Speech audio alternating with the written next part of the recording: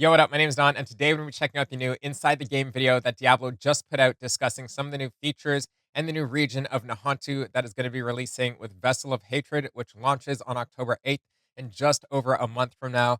I'm super excited for the expansion. I'm super excited to see what they've got inside this video to unveil. So without further ado, let's hop right in.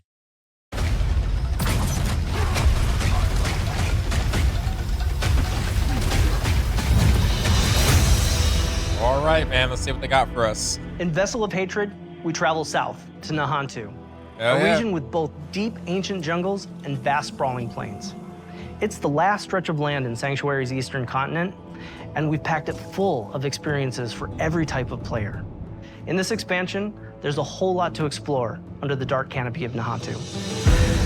Yo, you said eastern continent, as if there's like a western one. Nahantu is the southernmost region of the eastern continent that Diablo 4 has been taking place in. It's the last region that we haven't visited yet so far in the game, but it is one that we've been to before in Diablo. There's lots of new areas. We have 6 in total. 4 of them are jungle themed, and then we have 2 that are Red Rock Canyon, but each one of them has their own unique identity. Yo. When you first arrive in Nahantu, you're in this place called Lingering Hatred. This is high treetops canopies where you're almost walking amongst the branches high above the jungle floor. Imagine a thick canopy that the light is just barely poking through. The whole area has been infected by this thing called the Hollows infestation. The Hollows are a new enemy that's associated with Mephisto. They themselves are kind of like a tar-like substance creature born straight out of the depths of hell. It feels a little twisted. There's a sickness to the area itself. Humans have ventured into this deep part of the jungle where there's all this poisonous plants and flora. The dregs actually started experimenting with eating these hallucinogens, and it put them into this aggressive psycho rage. The dregs were pretty fun because we were able to push more variety in the monster family. You have one of these tall dregs and then half of a body of another dreg on top of it, kind of controlling it and telling it where to go and tossing poisonous bombs at the player. When you come across it, it's very memorable. And then we've also got the area of Tenganse, where you've got the Tenganse Plateau, which is full of these red-rocked plateaus and canyons. Imagine getting up above the land. Those gigantic walls have pockets inside where monsters could live. Beautiful. It offered up a lot of opportunity to bring back a monster family like the Lacunae. Bringing them back in a new way here is a fully fleshed out monster family with multiple classes. What a more brute force looks like, what a caster looks like. They are very much apex predators, and we're definitely in their territory. Absolutely love it. And then there's a little sub-area called the Skittering Earth. The name alone makes your skin crawl. And it's bug infested, and you can see how the bugs have destroyed the jungles and kind of input their influence on it.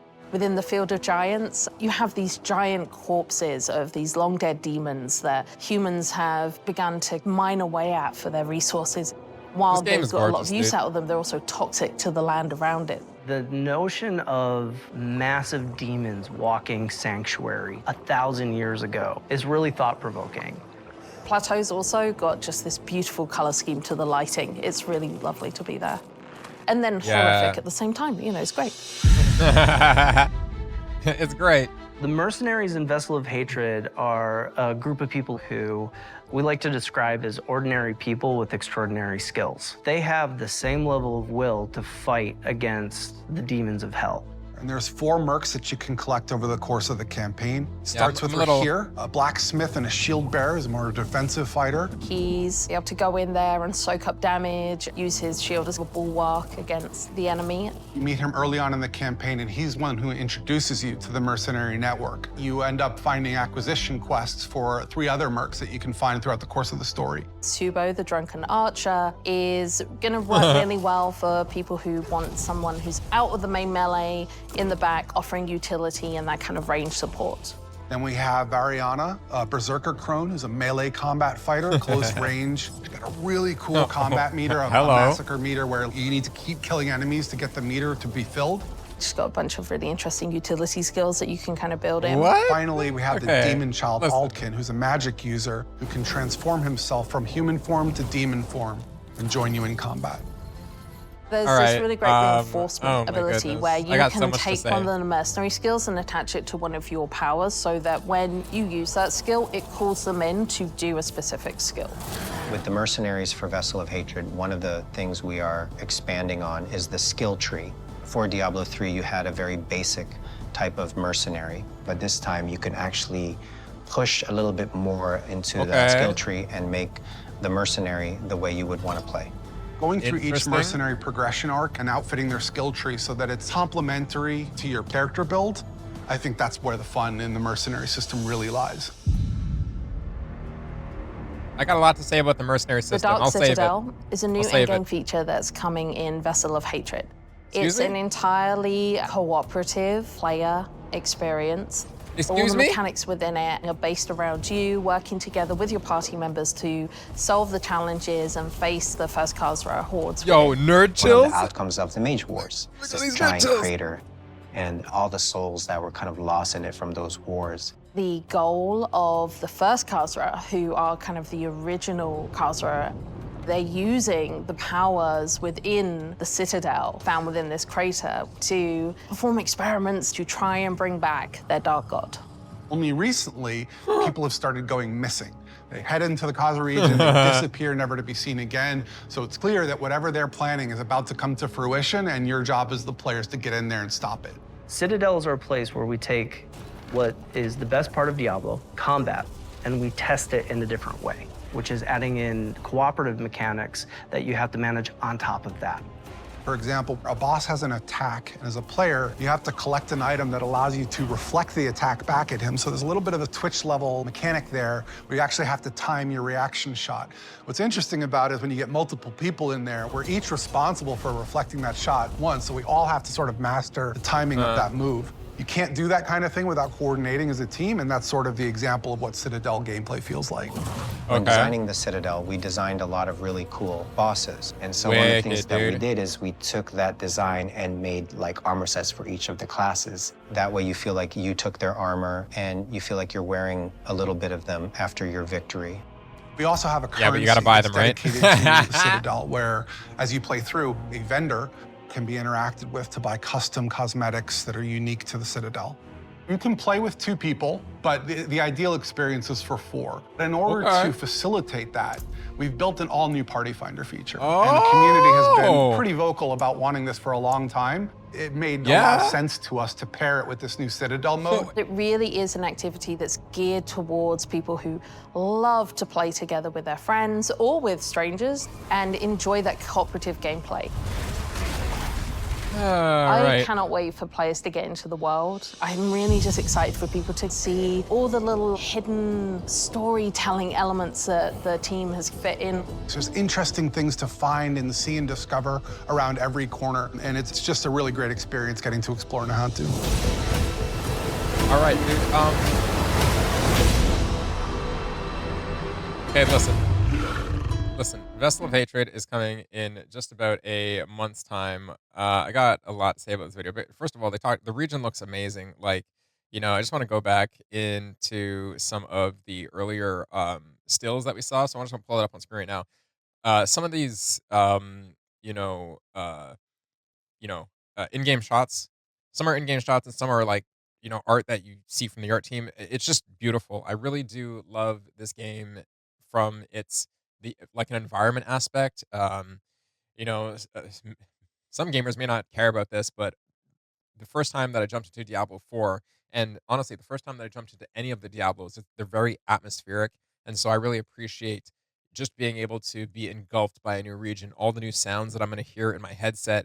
Like, I like to turn it up real loud and, like, turn the lights off, and just like really get into the game. I can't wait to explore this new region. It looks absolutely beautiful. I really think that the hollows here is super cool. I like how they're leaning into more family types and, monster types, monster families that feel more natural to the world, because I always make a stink about this, but in season 2, I believe it was, we had the borrowed vampire powers, and they were like the primal one, whatever. I just think like stuff like that is a little cheesy, and it felt a little like Buffy the Vampire. And I'm just like, this doesn't really fit thematically with Diablo, so I'm not really sure where that came from, right? And I've always said that there are already monster families within the Diablo world itself, not necessarily in Diablo 4, but within the Diablo universe itself that they could have pulled from. one of those examples being already in Diablo 4. I don't know why the Fallen haven't had some sort of backstory. I really want to know more about the Fallen and like, play off Rakanishu or like, you know, um, levels of uh like uh, demon officials like within the Fallen family. Like I just want to know more about the Fallen. But I really think it's cool that, the Hollows feels like it fits in thematically. They said that, it's basically demons that manifested from Mephisto, from the deepest pits of hell, and they just, I don't know, they fit. They doesn't feel forced. You're moving on to like the dregs. The dregs feel absolutely sick. It almost feels like just the other day I was scrolling down and on a post on Twitter, and someone was like, "What show should come back?" And I was like, "Firefly," and it feels like the forget the Raiders. I think maybe they're called the Raiders, but basically there's like one faction that's just completely like, they were once human and they pretty much have lost it and gone kind of feral. And that's what you see with the dregs here. And it just kind of reminds me of like barbarians or something that have gone a little bit cuckoo. You know what I'm saying? So these guys are wicked. This shot here reminds me of the like trolls, very troll inspired from World of Warcraft. Very witch doctor troll inspired. How could you not see it with the tusks? It looks absolutely amazing. I can't wait to see more of that monster family with like the whatever we're gonna call this, the poison thrower or ranged. I'm assuming this is gonna be a ranged mob. I do love as we move forward, they start talking about like we get shots here of the region and how like you're going to be fighting on what feels like different levels, and there can be monsters in different pockets and stuff like that. I can't wait to see how this translate in game. Um, really appreciate how they're bringing back the Lacuni or Lacuni mob family and exploring it with like just all these different monster types. I know that they always do justice on how they bring these monsters into game and how they look in game. Like this is an in-game model pretty much that we're seeing right here. And uh I j- I can't wait. They were honestly one of my favorite monster types. I feel like you fight them in Act 2, I believe in Diablo 2. And they are dangerous as all hell. You fight them out in the desert, I believe. There's a bunch of them out there, and they're just like the most vicious, dangerous things of all time. Then we get into it talks about the mercenaries. Now, the mercenaries I have a lot to say about. So I'll put this off screen for a second. The mercenaries I have a lot to say about. I just came out with a video talking about the mercenaries. Do we need them? I think it's really cool, and I did get excited about some of the systems that they're introducing to the mercenaries. For example, the skill tree that mercenaries are getting, so you get a bit more customizability and control over exactly how you want your merc to play, and that you can tie your abilities to your merc's abilities, so you can kind of create these like ability combinations, which is really cool. And like here on screen we have like the massacre thing like on the left of the screen that builds up. I'm not sure if the massacre thing is exclusive to the barbarian type mercenary, or if it's that they all have it, but I thought that was pretty cool. And the themes that they've gone with the mercenary, I don't have a problem with that so much. I just am wondering, do they fit in game? Now, I think my question may be a little bit answered because, if you've been paying attention to Riker videos, or even if you see in this video, I believe it was, I can't remember where it is exactly, but I believe we're getting a level squish down to level 60. So, with that being said, I hope they are paying attention, they being Diablo devs, I hope they're paying attention to how exactly the game feels right now in season 5. While I've always wanted more player power, it's not essentially just the sake of having more power, it's that I wanted more control over where that power came from. So, like, having the Herodric little spider sidekick didn't feel good to me. The vampire powers, the borrowed vampire powers didn't feel good to me, but they feel better in aspects because it just makes like aspects in its own form feels good in the game, doesn't feel forced. And aspects is something that the player can control. So things like metamorphosis and all these other um vampire powers that turned into aspects, I really think they have been nothing but a net positive in the form of aspects rather than the vampire powers that they came as before. So with the mercenaries, it's not so much that the mercenaries aren't pretty cool, and of course they had a place in Diablo 2. It's just that with how as a player, you can already get to a point where you're just absolutely disintegrating everything on the screen. It doesn't matter if it's like as many mobs as the Diablo engines can possibly spawn on the screen. You're just obliterating everything, especially if you're a sorceress or druid this season. And I'm a barbarian. Other than getting my damage mitigation up, I don't really have a problem with just absolutely obliterating everything on my screen. And so, where does the mercenary come in, right? It just feels like another way to just have flashy things happening on screen without actually having a real effect because things, like I said, already die at Mach 10 speed. So it's going to be hard to say where they fit in. I think that, again, with the level crush, hopefully Blizzard just finds the perfect balance where they make the world feel more aggressive, make the world feel a little bit more threatening. And if they do that, I think the mercenaries are going to fit in just perfectly. So who knows? But I can't wait to see. We're gonna see in about a month, and you can see we have a shot here of that skill tree of Altkin. That's the demon mercenary, the little demon mercenary that like goes complete, fire all over his body. He's got some pretty awesome animations that we saw in their actual mercenary trailer that they put out, where he's like laughing maniacally. He's like ha ha ha, and he's like doing like some whirlwind all across the mobs. Absolutely sick. I actually love all their abilities. I actually love all their abilities. The first mercenary, I can't remember his name, but I think they said he was a blacksmith, and he's the one who introduces you to the mercenary network, Raihan or something. There's the name. It was just we had it just there on the screen. But regardless, it's gonna be really cool. There it is, right here. It's right here is the first mercenary's name or first mercenary, I guess, that you're going to be introduced to, and his ability where he threw the shield and like bounced around between the three mobs, Captain America style. I'm like, okay. And then we got the barbarian that like threw out the scorpion style, get over here to like the nine mobs and like drag them in. That's going to be sick. Even if I'm a barbarian, like that's going to be sick to have. Combo that with some Ren stuff. Oh man, everybody's getting blown up. Or we have, I think his name was Soba. I forget, but there's a drunken archer that we got introduced to as well. That is, we're gonna be able to pair up with in the game. So it's not that the mercenaries themselves aren't cool. I just am wondering, are they gonna be? Is it gonna feel right with them? Right? Are they just gonna feel like something where once you gear them up and I don't know if you're allowed to put aspects on their gear, but who knows what the limitations are going to be? Is it just going to feel like another Herodric Spider thing where they're doing like billions of damage and just completely like making things way too easy? And then just enforcing this maybe idea that players are playing less together because there's no need to, right? I think they maybe combated that. I'm sure they've had these conversations. So on the other side of that, there's this whole okay, well, if players are playing more of the base game individually, we got to introduce some sort of challenge, and I think that's where Citadel comes in.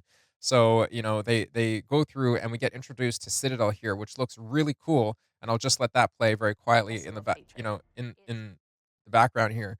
The fact that you're gonna have to do, yeah, we got the footage right there. Gonna have to do some co-op mechanics, whether it's getting through the actual dungeon itself or whether it's having when you're fighting the boss having to reflect damage back at the boss. I think that it's cool that the Diablo team is experimenting more with how dynamic um, um, not only bosses but environments can be.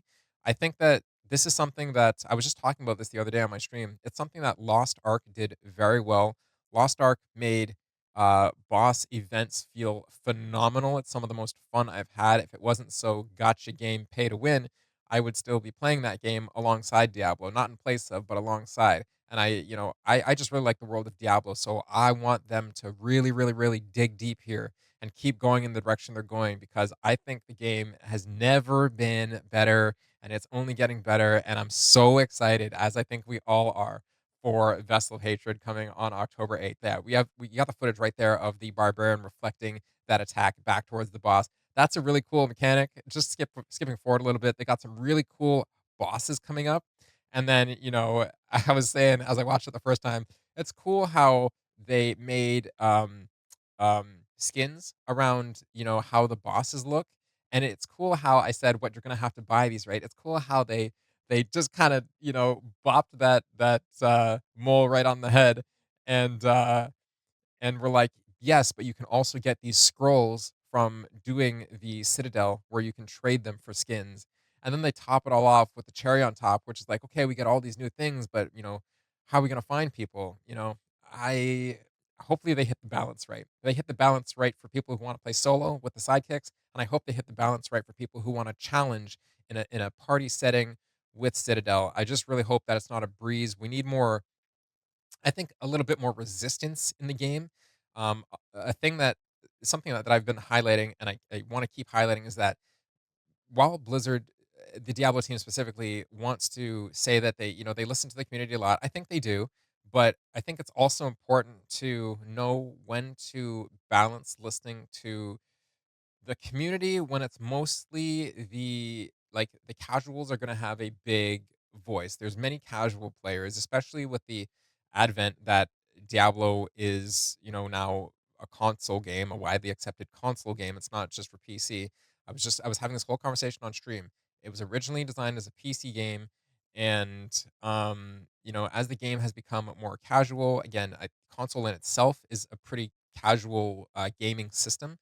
Pick it up, controller, put it down, walk away. Of course, it's the same thing with PC, but PCs are more involved than that. So I feel like when it comes down to how this has leaked into the kind of um, rhetoric and strategy and approach when it comes to how to design games, Diablo has, I think, made some maybe missteps. I'm not sure if I should call them mistakes, but missteps on making the game just too easy. There needs to be some sort of resistance because, as I think from software, I think it was those developers, the developers of Elden Ring said they don't necessarily develop their game to be hard for the sake of being hard. They develop like bosses in their game, for example, to give you that feeling where when you do beat it, it's like, yes! And I don't get that feeling in Diablo. Even though they made world bosses harder, world bosses in it themselves are too much of a common event and too much of, even in this season where they did make them scale more per player or more per how many players are around, people are getting to that point where they're just bosses are just you're just seeing that health drop down like you're draining a pool from like four different sides or something. Like it's kind of insane. So I'm not sure how exactly to make it to where big events and big bosses and end game things feel very legendary without making them feel like a slog every time. I don't know how to do that, but that's not my job. So, let me know what you guys think of these new features and the new region of Nahantu coming to the game in just over a month on October 8th. Let me know what you think of this trailer. Drop it all down in the comments below. And as always, if you like videos like this, please like, share, and subscribe. And I will see you in the next one.